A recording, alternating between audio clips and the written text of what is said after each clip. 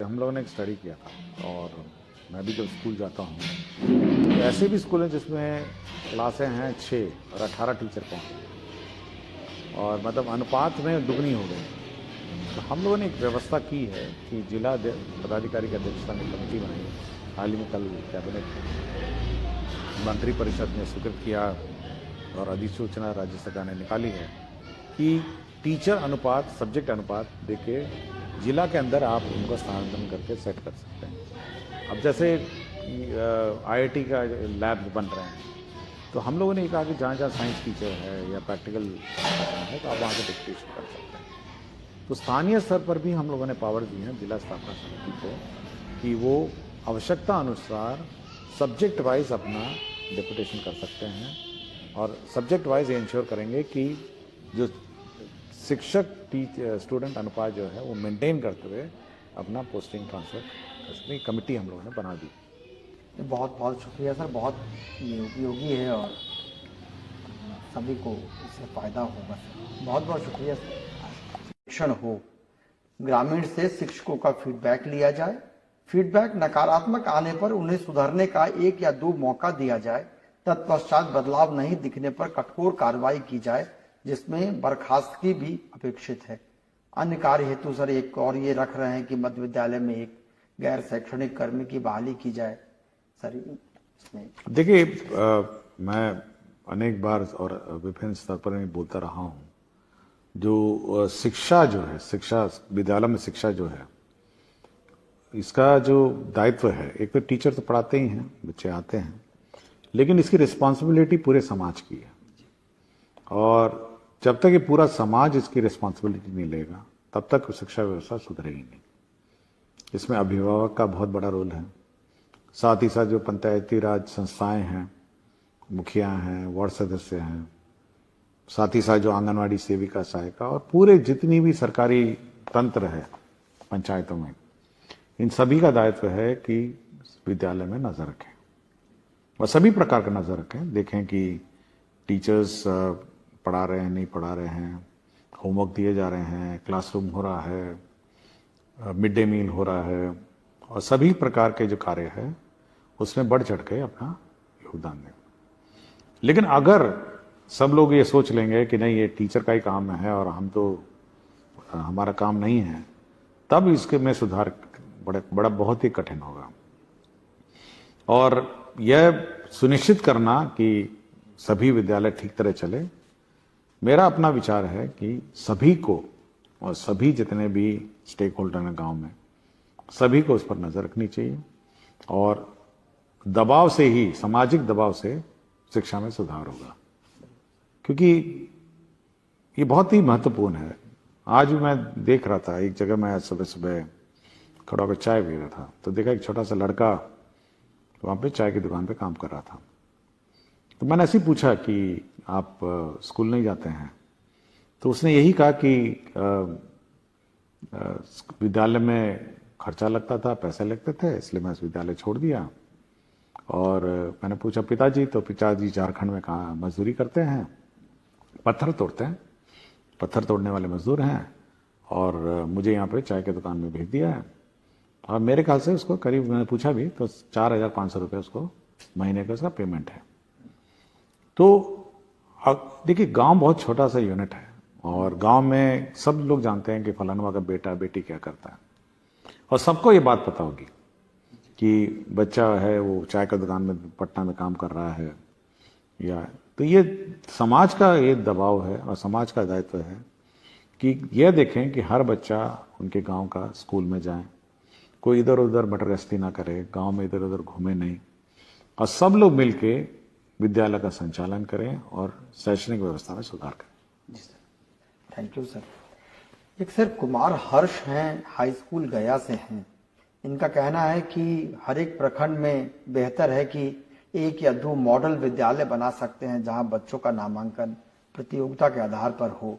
वहां शिक्षक भी अगर प्रतियोगिता के आधार पर आए तो बच्चों की स्थिति बेहतर पढ़ा सकेंगे और इस तरह से क्या संभव है? देखिए, सरकार की पॉलिसी रही है कि यूनिवर्सल एजुकेशन रहे और सभी को एक समान एजुकेशन दिया जाए, लेकिन हम लोग कुछ स्कूल जरूर हर प्रखंड में एक मॉडल स्कूल बनाएंगे ताकि लोग उसको देख के नकल करें, मतलब जो बाकी स्कूल हैं वो उस स्कूल से मार्गदर्शन लें।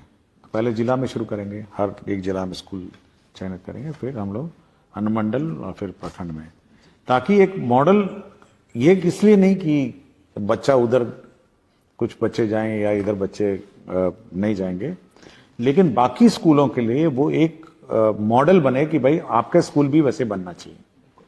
तो उस काम पर काम चल रहा है और हम लोग चयन कर रहे हैं, और जिला में कम से कम शुरुआती दौर पर हर जिले में हम लोग एक मॉडल स्कूल बनाएंगे, उसको सबसे उत्कृष्ट बनाएंगे, और उसकी देखा देखी फिर अनुमंडल बनाएंगे, फिर अनुमंडल का स्कूल का देखा देखी फिर प्रखंड बनाएंगे। तो इस पर कार्य चल रहा है। ये बहुत अच्छा होगा सर। सर, बहुत सारे सवाल शिक्षकों द्वारा पूछे गए हैं कि नवाचार से संबंधित सवाल हैं, तो मैं सर एक सामान्य सा ये है जिसमें शिक्षकों ने जो चाहा है वो विद्यालय में किस प्रकार के नवाचार किए जाने चाहिए, इस संबंध में सर आपका कुछ। देखिए, ये टीचर की व्यक्तिगत रुचि पर है, और मैं समय समय पे बहुत सारे टीचर्स के नवाचारों को देखता रहता हूं, और मेरे समक्ष भी बहुत सारी जानकारी आती रहती है। लोग बहुत बढ़ चढ़ के अपने व्यक्तिगत रुचि लेके करते हैं। अब मैं एक टीचर का सूचना मुझे मिला था, एक रंजन कुमार हैं, प्रधान अध्यापक मध्य विद्यालय बीहट में। तो ये इतनी रुचि लिए हैं कि ये पहला 2018 में इन्होंने अपना पर्सनल लोन लेके एक स्कूल में टीवी लगाया। 2018 की बात सोचिए, उसने अपना पर्सनल लोन लेके टीवी लगाया कि हम स्कूल में स्मार्ट क्लास चलाएंगे। अब इस प्रकार का आप सोचिए नवाचार लोग करते हैं कि भाई अपनी रुचि लेके।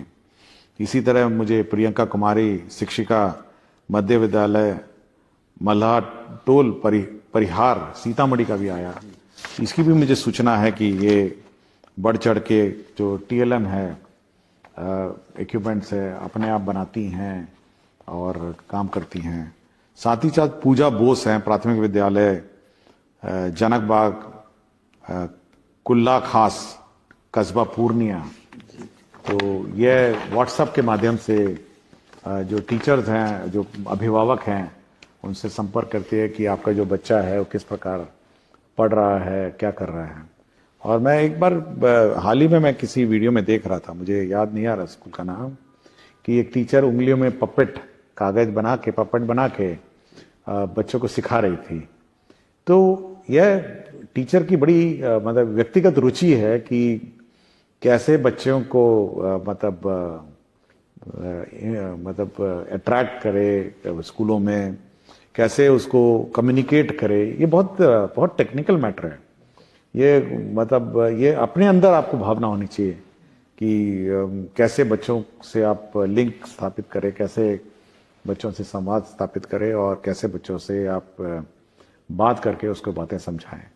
तो बहुत सारे स्कूल्स हैं और बहुत सारे वीडियोस हैं, और हम कोशिश करेंगे जो शिक्षा विभाग का जो मेन वेबसाइट है उस पर ये सारे नवाचार वाले वीडियो जो हैं थोड़े थोड़े जो आ रहे हैं उसको लोड करें, और एक्नॉलेज करें कि टीचर की जो मेहनत है वो मतलब व्यर्थ नहीं जाएगी और बच्चों में इन्वेस्ट होगी। बहुत अच्छा है सर, इससे दूसरे शिक्षक भी सीख पाएंगे सर ये। हाँ, क्योंकि अगर आप वेबसाइट में, हमारी बिहार सरकार की शिक्षा की वेबसाइट पे हैं, ये सारे टीचर्स बहुत रुचि लेते हैं। मैं देखा एक टीचर ने एक मतलब रोबोट्स बनाते हैं, और अभी मैंने देखा कि कोई माइक्रो प्रोसेसर से 2-3 लड़कियां कुछ अपना किट बना रही थी। तो मैं बहुत ही अलर्ट रहता हूं और मेरे पास बहुत जानकारी आती हैं। तो हम तो सोच रहे हैं कि ये सब जो इश्यूज हैं उसको हम लोग, और जो नवाचार के प्रैक्टिसेस हैं इसको हम लोग अपने विभागीय वेबसाइट पर डालेंगे। जी सर, ये बहुत ही उपयोगी होगा सर। सर, एक कंप्यूटर शिक्षक है अविनाश कुमार, इनका कहना है कि बिहार के माध्यमिक विद्यालयों में कार्यरत शिक्षक से शिक्षण के बदले कंप्यूटर पर और बहुत सारे गैर शैक्षणिक कार्य लिए जाते हैं, जबकि गैर शैक्षणिक कार्य नहीं करने के लिए आदेश भी दिए गए हैं। तो कृपया इस संबंध में कुछ। देखिए, इसमें बहुत स्पष्ट है कि कंप्यूटर जो टीचर हैं उनका काम है कंप्यूटर क्लास का संचालन, और कंप्यूटर का क्लास का संचालन हो और कंप्यूटर बच्चों को सिखाएं। और कुछ ही मेरे ख्याल से पिछले एपिसोड में ये बात आई थी, बच्चों ने शिकायत की थी कि कंप्यूटर हैं लेकिन हमको सिखाया नहीं जाता है। तो इसलिए यह बिल्कुल स्पष्ट है कि यह शैक्षणिक कार्य जो है यह करने का कार्य है। और जहाँ तक डेटा एंट्री ऑपरेशन है, बहुत सारा हम लोग डेटा लेते हैं स्कूल का, तो इसके लिए हम लोगों ने अलग से व्यवस्था की है, बीआरसी में व्यवस्था की है और क्लस्टर रिसोर्स सेंटर में की है, तो वहाँ जाके कर सकते हैं।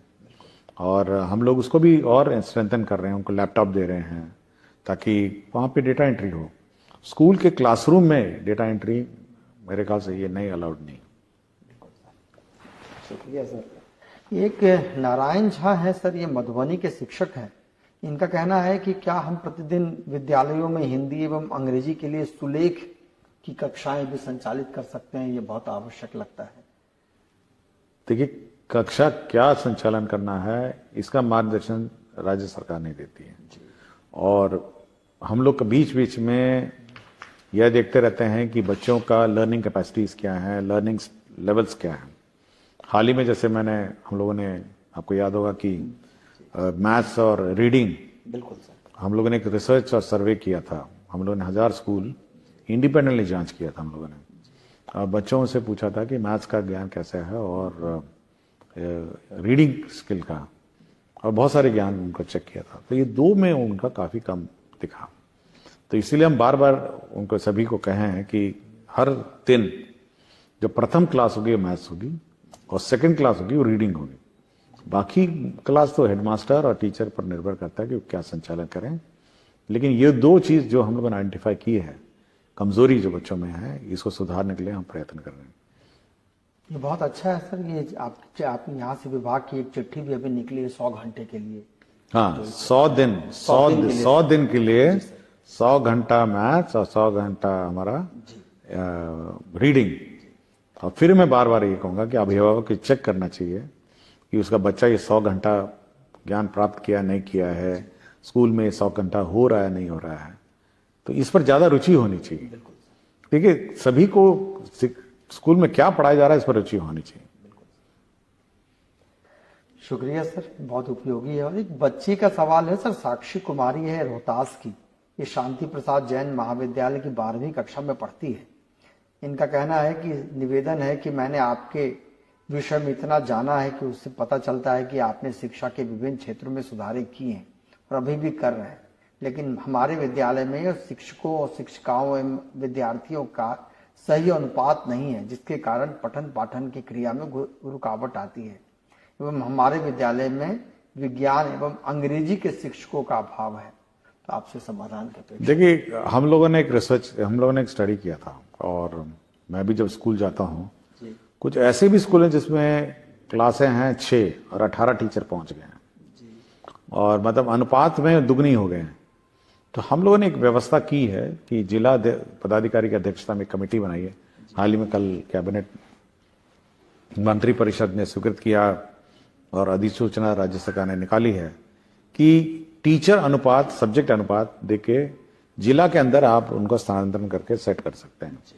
अब जैसे IIT का लैब्स बन रहे हैं, तो हम लोगों ने कहा कि जहाँ जहाँ साइंस टीचर है या प्रैक्टिकल करना है तो आप वहाँ से डिप्यूटेशन कर सकते हैं।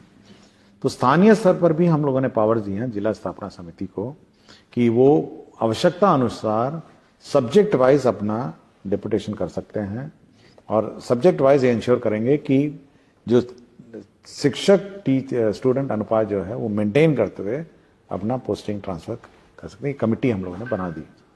बहुत बहुत शुक्रिया सर, बहुत ये उपयोगी है और सभी को इससे फायदा होगा सर। बहुत बहुत शुक्रिया सर आज। Thank you so much sir.